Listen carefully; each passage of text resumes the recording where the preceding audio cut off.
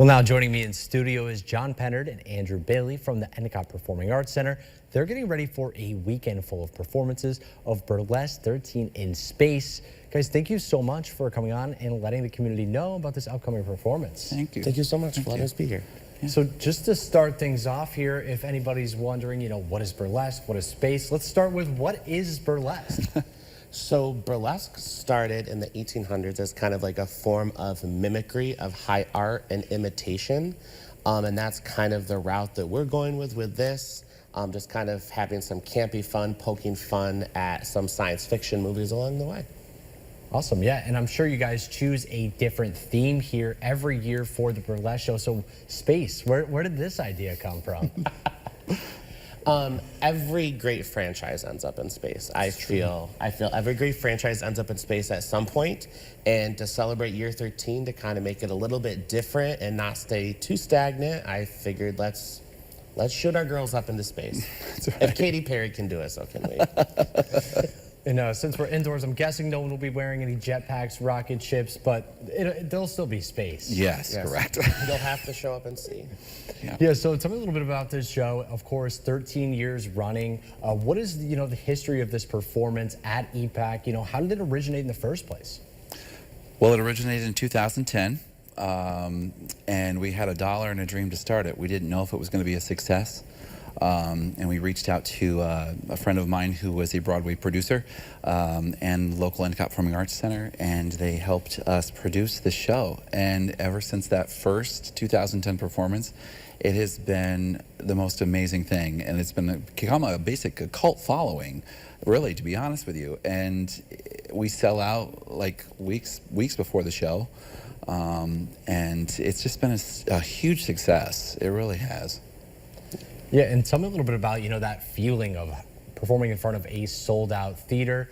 What is that, like for everybody involved in this performance? It's truly magical. We go through rehearsals. We start rehearsals probably in February. Mm-hmm. So running the same song every single day, every single week can kind of get a little like, everyone's just kind of like, okay. But once there's an actual audience there and they're hooting and hollering and having fun, and you can tell they're having fun, it's truly exhilarating, and it truly lets you just like kind of be free and be that character that you are representing on the stage. And I'm sure also having 3 shows, even when some big bands or go to New York City, they only do 2 nights at Madison Square Garden. We have 3 nights at EPAC here. Yes, we do. So how has that, grown over the years from becoming, what it was in its early infancy to, having this high demand in the community? Well, we used to do Sunday shows, but the Sunday shows were matinee shows, so we didn't get the crowds that we usually like. So obviously Thursdays, Fridays, and Saturday nights generally are your best audience hits, because people are off on work on Fridays. Thursday nights generally people are going out as well too, but Saturdays are usually our biggest crowd. And then once Saturday's done, then it's pretty it's just a great performance on Saturday night. We really love it a lot. Yeah. So. Yeah, so is it sort of like, everything's building up. It's like the crescendo there. Yes. And then Saturday night is, the grand finale, per se, almost. Yes. That's right. Exactly. Yeah. And this show's very techy, and we got a lot of lights and a lot of sound. It's a very interactive show, too. The audience interacts with us. We interact with them. It's always been that way, and it's just been great. We invite them to yell and hoot and holler and do things. Mm-hmm. It's super fun for the audience. Yes. And I know you guys had mentioned every great franchise ends up in space. So thinking back of, all these famous space movies or whatever it may be, will there be, any Easter eggs, little cultural references to those within the show, or? There might be a few, yes.